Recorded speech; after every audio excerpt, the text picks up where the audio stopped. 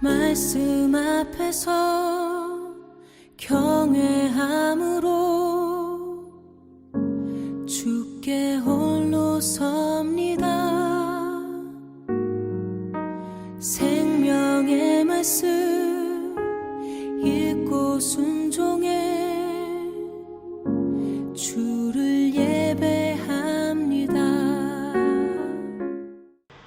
사랑하는 믿음의 가족 여러분, 오늘은 2020년 8월 26일 수요일입니다. 하루 한 장 말씀과 함께 함께 오늘의 말씀은 사무엘상 6장입니다. 우리들의 믿음을 사도신경으로 함께 고백하겠습니다. 전능하사 천지를 만드신 하나님 아버지를 내가 믿사오며 그 외아들 우리 주 예수 그리스도를 믿사오니 이는 성령으로 잉태하사 동정녀 마리아에게 나시고 본디오 빌라도에게 고난을 받으사 십자가에 못 박혀 죽으시고 장사한 지 사흘 만에 죽은 자 가운데서 다시 살아나시며 하늘에 오르사 전능하신 하나님 우편에 앉아 계시다가 저리로서 산 자와 죽은 자를 심판하러 오시리라. 성령을 믿사오며 거룩한 공회와 성도가 서로 교통하는 것과 죄를 사하여 주시는 것과 몸이 다시 사는 것과 영원히 사는 것을 믿사옵나이다. 아멘. 오늘의 하루 한 장 말씀 사무엘상 6장 1절부터 21절까지의 말씀을 한 절씩 번갈아 가면서 받들어 읽겠습니다. 여호와의 궤가 블레셋 사람들의 지방에 있은 지 7달이라. 블레셋 사람들이 제사장들과 복술자들을 불러서 이르되 우리가 여호와의 궤를 어떻게 할까? 그것을 어떻게 그 있던 곳으로 보낼 것인지 우리에게 가르치라.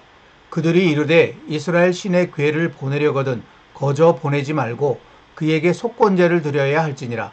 그리하면 병도 낫고 그의 손을 너희에게서 옮기지 아니하는 이유도 알리라 하니. 그들이 이르되 무엇으로 그에게 드릴 속건제를 삼을까 하니 이르되 블레셋 사람의 방백의 수효대로 금 독종 5과 금쥐 5마리라야 하리니 너희와 너희 통치자에게 내린 재앙이 같음이니라. 그러므로 너희는 너희의 독한 종기의 형상과 땅을 해롭게 하는 쥐의 형상을 만들어 이스라엘 신께 영광을 돌리라. 그가 혹 그의 손을 너희와 너희의 신들과 너희 땅에서 가볍게 하실까 하노라. 애굽인과 바로가 그들의 마음을 완악하게 한 것 같이 어찌하여 너희가 너희의 마음을 완악하게 하겠느냐. 그가 그들 중에서 재앙을 내린 후에 그들이 백성을 가게 함으로 백성이 떠나지 아니하였느냐. 그러므로 새 수레를 하나 만들고 멍에를 메어보지 아니한 젖나는 소 2마리를 끌어다가 소의 수레를 메우고 그 송아지들은 떼어 집으로 돌려보내고 여호와의 궤를 가져다가 수레에 싣고 속건제로 드릴 금으로 만든 물건들은 상자에 담아 궤 곁에 두고 그것을 보내어 가게 하고 보고 있다가 만일 궤가 그 본 지역 길로 올라가서 벳세메스로 가면 이 큰 재앙은 그가 우리에게 내린 것이요 그렇지 아니하면 우리를 친 것이 그의 손이 아니요 우연히 당한 것인 줄 알리라 하니라. 그 사람들이 그같이 하여 젖 나는 소 2를 끌어다가 수레를 메우고 송아지들은 집에 가두고 여호와의 궤와 및 금쥐와 그들의 독종의 형상을 담은 상자를 수레 위에 실으니 암소가 벳세메스 길로 바로 행하여 대로로 가며 갈 때에 울고 좌우로 치우치지 아니하였고 블레셋 방백들은 벳세메스 경계선까지 따라가니라. 벳세메스 사람들이 골짜기에서 밀을 베다가 눈을 들어 궤를 보고 그 본 것을 기뻐하더니 수레가 벳세메스 사람 여호수아의 밭 큰 돌 있는 곳에 이르러 선지라.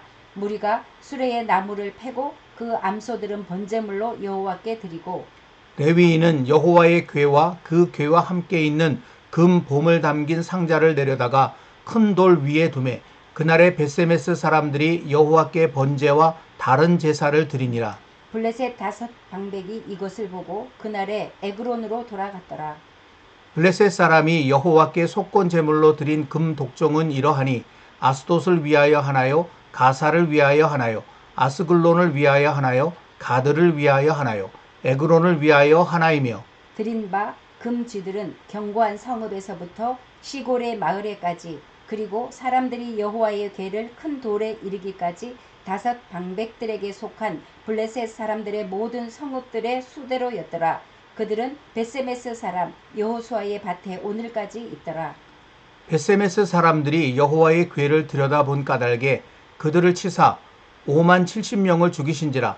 여호와께서 백성을 쳐서 크게 살육하셨으므로 백성이 슬피 울었더라. 벳세메스 사람들이 이르되 이 거룩하신 하나님 여호와 앞에 누가 능히 서리요 그를 우리에게서 누구에게로 올라가시게 할까 하고 전령들을 기럇 여아림 주민에게 보내어 이르되 블레셋 사람들이 여호와의 궤를 도로 가져왔으니 너희는 내려와서 그것을 너희에게로 옮겨가라.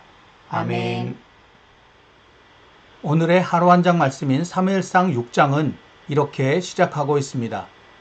여호와의 궤가 블레셋 사람들의 지방에 있은 지 7달이라. 이 말씀은 앞뒤 맥락 없이 보면 참으로 이상한 말씀입니다. 여러분도 아시는 것처럼 여호와의 궤, 곧 법궤라고도 하는 언약궤는 성막 안 지성소에 모셔두거나 여호와의 제사장들이 메고 있어야 했습니다. 그런데 그 여호와의 궤가 성막도 없고 여호와의 제사장도 없는 이방인의 땅 블레셋에 7달 동안이나 있었다고 하니 정말 이상한 일이 아닐 수 없습니다. 더구나 이 말씀에 지방으로 번역된 사대는 사람이 사는 도시나 마을과는 떨어져 있는 들판을 의미하는 말입니다. 그러니까 여호와의 궤가 7달 동안이나 아무도 보살피는 사람 없이 이방 땅 블레셋의 빈들에 방치되어 있었다는 것입니다. 도대체 무슨 일이 있었던 것일까요? 사건은 사무엘상 4장으로 거슬러 올라갑니다. 이스라엘과 블레셋 사이에 아벡 전쟁이라고 부르는 전쟁이 일어났습니다. 그런데 첫 전투에서 이스라엘은 4,000명의 군사가 죽임을 당하는 큰 패배의 아픔을 겪게 됩니다. 그래서 이번에는 반드시 승리할 수밖에 없다고 확신한 필승 전략을 세우고 전투에 나섰습니다. 사무엘상 4장 3절 말씀 속에 보면 여호와의 언약궤를 실로에서 우리에게로 가져다가 우리 중에 있게 하여 라고 하는 것이 그 전략이었습니다. 언뜻 보면 이스라엘의 이와 같은 전략이 여호와께 대한 믿음에서 나온 것처럼 보입니다. 그러나 조금만 자세히 들여다보면 결코 그렇지 않다는 것을 알 수 있습니다. 그들은 여호와 하나님을 믿은 것이 아니라 여호와의 언약궤를 믿고 있었을 뿐입니다. 다시 여러분 3절 말씀 뒷부분을 보시면 그곳으로 우리를 우리 원수들의 손에서 구원하게 하자 하니 라는 말씀이 기록되어 있죠. 이 말 속에는 당시 이스라엘의 믿음이 그대로 담겨져 있습니다.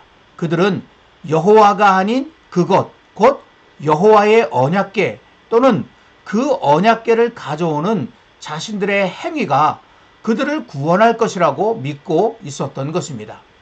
여러분, 우리도 자칫 이런 잘못된 믿음에 빠질 수 있습니다. 어떤 이들은 여호와 하나님을 믿는다고 하면서도 정작 여호와가 아닌 여호와를 상징하는 어떤 물건이나 의식을 믿고 있습니다. 또 어떤 이들은 여호와 하나님이 아니라 자신의 어떤 종교적인 행위나 열심을 믿음의 대상으로 삼고 있기도 합니다. 겉으로는 여호와를 믿는 것처럼 보여도 이것은 진짜 여호와 하나님을 믿는 것이 아닙니다. 그러므로 우리는 늘 우리의 믿음을 점검해 보아야 합니다. 내가 진짜 여호와 하나님을 믿고 있는지 말이죠. 여호와 하나님께서는 이스라엘의 이런 잘못된 믿음을 그냥 두시지 않으셨습니다. 이스라엘 백성들은 여호와의 언약궤만 가져오면 금방이라도 블레셋을 물리치고 승리할 것처럼 확신하고 환호성도 질렀지만 결과는 정반대였습니다. 사무엘상 4장 10절부터 11절까지 말씀 속에 보면 언약궤를 앞세우고 나간 이 전투에서 이스라엘 보병 3만 명이 엎드려졌고 하나님의 궤는 빼앗겼고 또 엘리의 두 아들 홈니와 비느하스는 죽임을 당했다라는 말씀이 기록되어 있습니다. 이렇게 이스라엘의 잘못된 믿음으로 인해 여호와의 언약궤를 빼앗겨 버렸습니다. 그리고 지도에서 보시는 것처럼 블레셋의 도성인 아스돗으로 이 여호와의 언약궤가 옮겨졌습니다. 이 아스돗에는 다곤 신전이 있었는데 화면에 나타난 사진에서 보시는 것처럼 물고기 신으로 알려져 있습니다. 블레셋 사람들은 여호와의 언약궤를 자신들의 신인 다곤을 모신 그 다곤 신전 안 다곤상 곁에 두었습니다. 이는 그들 역시 여호와의 언약궤를 이스라엘의 신이라고 분명히 믿고 있었기에 그렇게 함으로써 여호와가 자신들의 신인 다곤의 포로가 되었다는 것을 상징적으로 나타내고자 하였던 것입니다. 그런데 그때부터 이상한 일이 일어나기 시작했습니다. 밤사이 다곤 신상이 여호와의 언약궤 앞에 엎드려져 있는가 하면 이튿날에는 다곤 신상의 얼굴과 목이 떨어져 나간 채 여호와의 언약궤 앞에 쓰러져 있었던 것입니다. 게다가 이 아스돗에 독한 종기의 재앙이 임하여 거의 멸망할 지경이 되었습니다. 견디다 못한 아스돗 사람들은 여호와의 언약궤를 다른 곳으로 옮겨달라고 요청하였습니다. 그리하여 블레셋 방백들은 여호와의 언약궤를 가드로 옮겨갔습니다. 가드는 그 유명한 골리앗의 고향으로 블레셋 가운데서도 가장 힘센 부족이 사는 곳이었기에 그렇게 한 것입니다. 그러나 인간의 힘이 아무리 강하다 한들 어찌 여호와 하나님의 권능을 당할 수 있겠습니까? 사무엘상 5장 9절 말씀 속에 보면 그것을 옮겨간 후에 여호와의 손이 심히 큰 환난을 그 성읍에 더하사 성읍 사람들의 작은 자와 큰 자를 다 쳐서 독한 종기가 나게 하신지라 라는 말씀이 기록되어 있죠.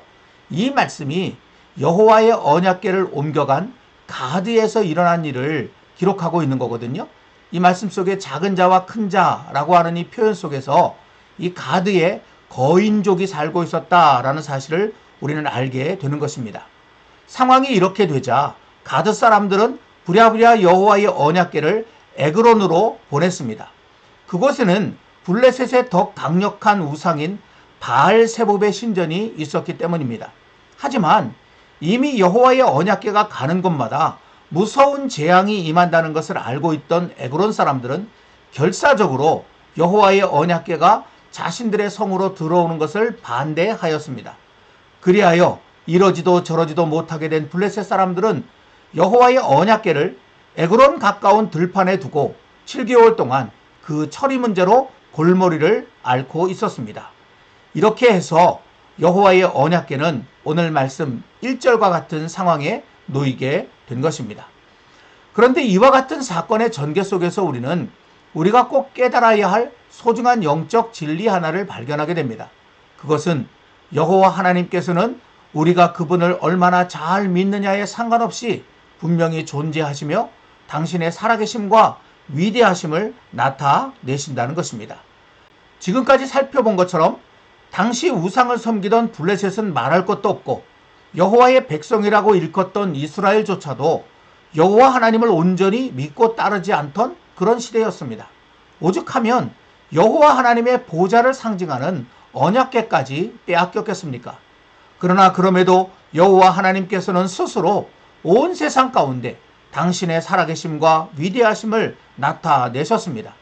이스라엘과의 전쟁에서 승리한 블레셋을 그 발 앞에 무릎 꿇게 만드신 것입니다. 이사야 42장 8절 말씀 속에 보면 나는 여호와이니 이는 내 이름이라 나는 내 영광을 다른 자에게 내 찬송을 우상에게 주지 아니하리라. 아멘. 이런 말씀이 기록되어 있죠. 오늘 우리가 나누는 이 말씀 속에 바로 이와 같은 여호와 하나님의 모습이 나타나 있다는 것입니다. 여러분, 우리가 여호와 하나님을 잘 믿는다고 여호와께 무슨 유익이 있는 것이 아닙니다. 우리가 안 믿어도 여호와께서는 당신이 뜻하신 바를 반드시 이루시며 온 세상 열방 가운데 존귀케 되실 것입니다. 그러나 우리가 여호와 하나님을 믿으면 그 승리와 영광에 우리도 참여하게 될 것입니다. 에스더 4장 14절에 모르드게가 에스더 왕비에게 한 말이 기록되어 있죠. 이 말씀 속에 보면 유다인은 다른 데로 말미암아 노임과 구원을 얻으려니와 너와 네 아버지 집은 멸망하리라 라는 말씀이 기록되어 있습니다. 바로 이 말씀 속에 우리가 여호와 하나님을 믿지 않아도 하나님께서 하시고자 하시는 모든 일들은 다 이루시는데 내가 믿지 않으면 그 하나님의 영광 속에 참여하지 못하게 될 것이고 내가 믿으면 참여하게 될 것이다 라는 의미가 담겨져 있는 것을 우리는 깨닫게 되는 것입니다. 결국 여호와 하나님을 믿는다는 것은 바로 나 자신을 위한 것임을 우리는 블레셋에게 여호와의 언약궤를 빼앗긴 사건을 통해 분명히 깨닫게 되는 것입니다. 아무튼 앞서 본 것처럼 여호와의 언약궤로 인해 골머리를 앓던 블레셋은 오늘의 말씀에 이르러 그들의 제사장들과 복술자들의 조언을 받아 여호와의 언약궤를 다시 이스라엘 땅으로 돌려보내기로 결정하게 됩니다. 그러면서도 그들은 여호와께서 진짜 살아계시는지 믿기가 어려웠습니다. 자신들이 믿는 신들이 살아있는 신이 아니기에 그들로서는 그렇게 생각하는 것도 무리가 아닙니다. 그래서 블레셋 사람들은 여호와의 언약궤를 순순히 돌려보내는 대신 이를 통해 여호와의 존재를 시험하는 기회를 삼고자 하였습니다. 오늘 말씀 9절에 그런 블레셋 사람들의 의도가 나타나 있습니다. 이를 위해 블레셋 사람들은 철저히 계획하고 준비하였습니다. 새 수레를 만들고 한 번도 멍에를 메어보지 않은, 그리고 이제 막 송아지를 낳은 젖소 2마리를 끌고 와서 그 수레에 메었습니다. 송아지들은 집으로 다시 돌려보내 가두어 두었습니다. 자기가 낳은 새끼를 향한 어미소의 강한 본능을 이용하려고 한 것입니다. 그리고는 혹시나 해서 여호와께 드릴 배상 성격의 속건 제물도 준비하였습니다. 그들에게 고통을 주었던 독종과 그 독종을 퍼뜨렸다고 생각한 쥐를 없애달라는 뜻으로 블레셋의 5 성읍을 위해 금 독종 5과 금 쥐 5을 준비한 것입니다. 이렇게 모든 준비를 마친 블레셋 사람들은 2 젖소가 끄는 수레에 여호와의 언약궤와 그들이 준비한 속고 제물을 싣고 수레를 출발시켰습니다. 그러면서 어떻게 되는가 주시하면서 그 뒤를 따라갔습니다. 그런데 놀랍게도 2 젖소는 송아지들을 향한 애타는 어미의 마음으로 계속 울면서도 곧바로 이스라엘 땅 벳세메스로 올라갔습니다. 거기까지 따라와 이를 본 블레셋 사람들은 아마도 가슴을 쓸어내리며 돌아갔을 것입니다. 사무엘상 6장 12절 말씀 속에 그런 내용들이 기록되어져 있습니다. 이렇게 이스라엘의 불신앙과 죄악으로 빼앗겼던 여호와의 언약궤는 다시 이스라엘로 돌아오게 되었습니다.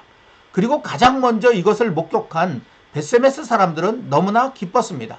오늘 말씀 13절부터 15절까지에 벳세메스 사람들이 기뻐하면서 여호와 하나님 앞에 제사를 올려드리는 그런 이야기가 기록되어져 있습니다. 그런데 참으로 이상한 것은 이 벳세메스에도 블레셋의 성읍들에서처럼 여호와의 재앙이 임했다는 것입니다. 오늘 말씀 19절에 보면 그들을 치사 5만 70명을 죽이신지라 여호와께서 백성을 쳐서 크게 살육하셨으므로 백성이 슬피 울었더라 라는 말씀이 기록되어 있습니다. 여기서 말씀을 계속 이어나가기 전에 먼저 여러분의 궁금증을 풀고 가야 할 것 같습니다. 죽은 벳세메스 사람들의 숫자에 관한 것으로 왜 5만 70명이라고 기록하면서 5만에다가 괄호를 쳐놓고 있느냐라는 것입니다. 이것은 히브리어 성경 하미쉼 엘레프 쉬브임이라고 하는 말을 번역하는 과정에서 발생한 문제입니다. 이 세 단어는 모두 숫자를 나타내는 말로 하미쉼은 50, 엘레프는 1000, 그리고 쉬브임은 70을 나타냅니다. 그래서 그대로 번역하면 5만 70이 되는 것이죠. 그런데 문제는 당시 벳세메스에 그렇게 많은 사람들이 살고 있지 않았다는 것입니다. 다윗 시대 예루살렘의 인구가 7만 명 정도였다고 하기 때문에 이 벳세메스에 5만 명 이상이 살았을 리가 없다는 것이죠. 그래서 성경을 조금 더 깊이 연구하기 시작했는데 그 결과 1000을 나타내는 엘레프에 또 다른 의미가 있음을 알게 되었습니다. 사사기 6장 15절 말씀입니다. 이 말씀은 기드온이 자신을 부르시는 하나님께 드린 말씀이거든요. 여기서 기드온은 나의 집은 므낫세 중에 극히 약하다라고 말하죠. 여기 집이라고 번역된 이 말이 히브리어로는 엘레프라고 되어 있습니다. 이 엘레프라는 말이 숫자 1000이라는 의미도 있지만 공동체 단위로서의 가족, 씨족이라는 의미로도 사용되었던 것입니다. 이렇게 볼 때 오늘 본문의 하미쉼 엘레프 쉬브임이라는 말을 50가족 70명이라고 번역할 수도 있는 것입니다. 많은 번역 성경들은 여러 가지 정황상 이에 따라서 그냥 70명이 죽었다라고 번역하고 있습니다. 혹시나 궁금해하시는 분들을 위해 잠시 설명을 드렸습니다만은 중요한 것은 70명이든 아니면 5만 70명이든 벳세메스의 블레셋 도시들처럼 여호와의 진노가 임했다는 것입니다. 왜 그런 것일까요? 19절 말씀이 그 이유를 우리에게 이렇게 이야기해주고 있습니다. 벳세메스 사람들이 여호와의 궤를 들여다본 까닭에라고 말이죠. 벳세메스 사람들의 이와 같은 행동은 이방인인 블레셋 사람들도 하지 않은 것입니다. 블레셋 사람들은 비록 자신들이 빼앗아 오긴 했지만 여호와의 언약궤에 대해서 이스라엘의 신으로서의 최소한의 존중함은 보여주었습니다. 그래서 언약궤를 함부로 들여다보지 않았고 그대로 자신들의 신전에 갖다 두었습니다. 그런데 여호와의 백성이라고 하는 벳세메스 사람들은 자신들의 호기심을 충족시키기 위해 그들의 하나님이신 여호와를 구경거리로 전락시켰습니다. 그들에게는 여호와께 대한 최소한의 존중도 없었던 것입니다. 그러나 이것은 비단 벳세메스 사람만이 아닙니다. 당시 이스라엘 전체가 다 그랬습니다. 이는 여호와께서 하나님의 사람을 통해 엘리 제사장에게 하신 말씀에서도 발견할 수 있습니다. 사무엘상 2장 30절 말씀입니다. 그러므로 이스라엘의 하나님 나 여호와가 말하노라. 내가 전에 네 집과 네 조상의 집이 내 앞에 영원히 행하리라 하였으나 이제 나 여호와가 말하노니 결단코 그렇게 하지 아니하리라. 나를 존중히 여기는 자를 내가 존중히 여기고 나를 멸시하는 자를 내가 경멸하리라. 아멘. 실제로 오늘 말씀에 보면 이스라엘이 블레셋보다도 더 여호와 하나님을 존중하지 않았음을 알 수 있는 장면들이 등장합니다. 오늘 말씀 6절입니다. 애굽인과 바로가 그들의 마음을 완악하게 한 것 같이 어찌하여 너희가 너희의 마음을 완악하게 하겠느냐. 그가 그들 중에서 재앙을 내린 후에 그들이 백성을 가게 함으로 백성이 떠나지 아니하였느냐. 여러분, 이 말씀은 블레셋의 제사장들과 복술자들이 한 말입니다. 그런데 그들은 여호와 하나님께서 어떻게 애굽에서 이스라엘을 구원하셨는지 분명히 알고 있었습니다.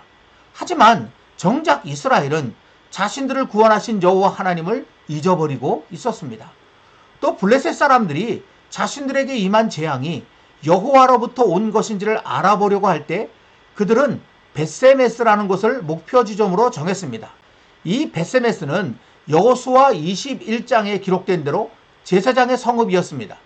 블레셋 사람들이 이것을 알고 있었다는 것입니다. 그래서 여호와의 언약궤를 실은 수레를 끄는 젖소들이 이 벳세메스를 향해 곧장 올라간다면 그것이야말로 가장 확실한 증거라고 생각했다는 것입니다. 이렇게 블레셋은 여호와를 자신들의 하나님으로 믿지는 않았지만 여호와를 이스라엘의 하나님으로는 인정하였고 그 여호와에 대해 나름대로 알고 있는 것이 많이 있었습니다.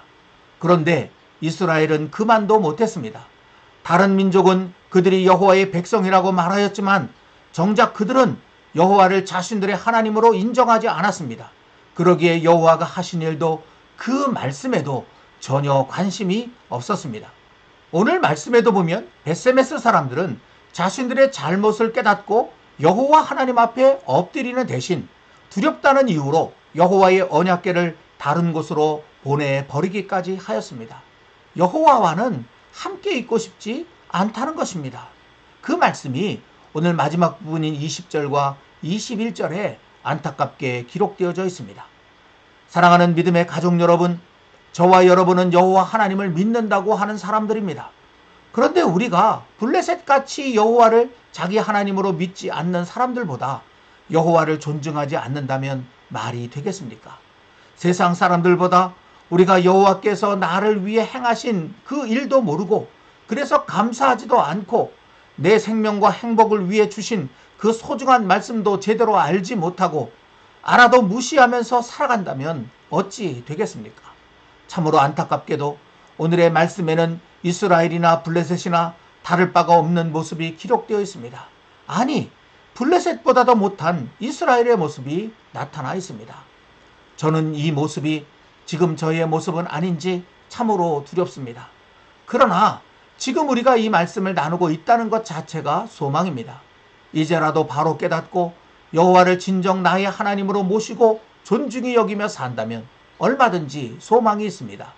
여호와 하나님의 말씀에 귀를 기울이고 그 말씀을 따라 살아간다면 우리들의 이야기는 최소한 오늘 말씀의 이야기와는 전혀 다를 것입니다. 여호와를 바로 알고 바로 믿고 존중히 여기며 사는 그런 저와 여러분들이 되기를 간절히 소망하면서 사무엘상 2장 30절 뒷부분에 있는 말씀을 다 같이 함께 받들어 읽도록 하겠습니다. 나를 존중히 여기는 자를 내가 존중히 여기고 나를 멸시하는 자를 내가 경멸하리라. 아멘. 오늘은 찬송가 315장 내 주 되신 주를 참 사랑하고 함께 찬송하겠습니다.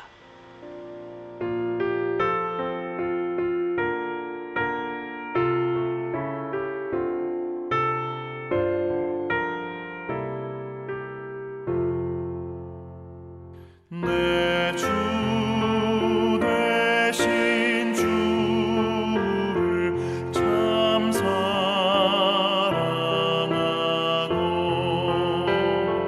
곧 그에게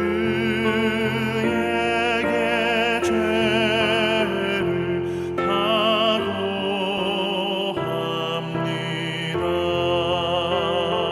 그는 해를 주신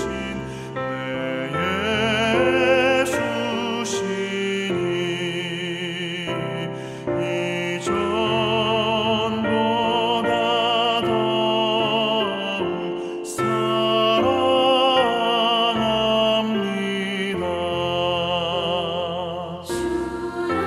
주를 사랑하사 구하시려고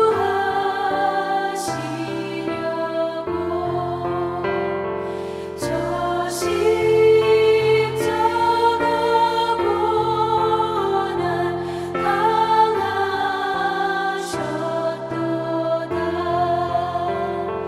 그가 실관 쓰신 내 주 배우니 이전보다 더욱 사랑합니다.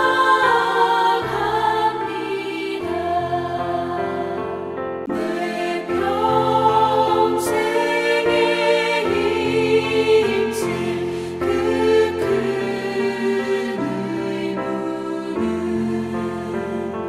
주 예수의 덕을 늘 기리미라.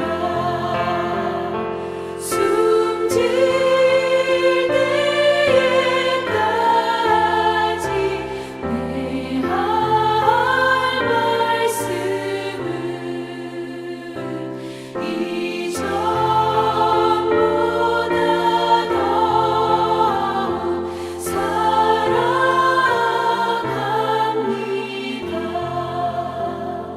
그 영광의 나라 나 들어가서 그 풍성한 은혜 늘 감사하리.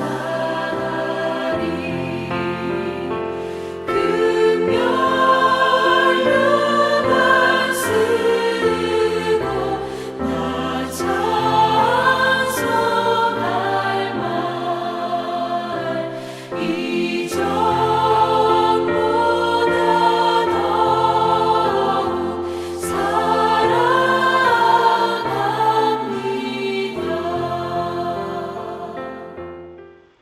기도하겠습니다. 하나님 아버지, 이스라엘은 여호와 하나님의 백성이었고 블레셋은 다른 우상을 섬기는 이방 민족이었는데 오늘의 말씀에 보면 오히려 블레셋이 이스라엘 자손들보다도 여호와를 존중히 여기고 여호와에 대해서 더 많이 알고 여호와의 말씀도 더 깊이 알고 있는 그런 모습을 보게 됩니다. 이스라엘은 여호와를 존중히 여기지도 않았고 여호와를 제대로 믿지도 않았고 여호와의 말씀을 알지도 않았고 여호와께서 그들을 위해서 행하신 그 놀랍고 크신 은혜도 기억하지 않고 있었습니다. 하나님, 블레셋과 이스라엘이 다를 바가 없는 이 안타까운 모습, 아니 블레셋보다도 더 악한 이 이스라엘의 모습, 하나님, 이 모습이 지금 나의 모습은 아닙니까? 오늘의 말씀 앞에서 우리 자신을 깊이 들여다보면서 우리 마음에 나의 하나님 여호와를 존중히 여기는 마음이 다시 일어나게 되기를 원합니다.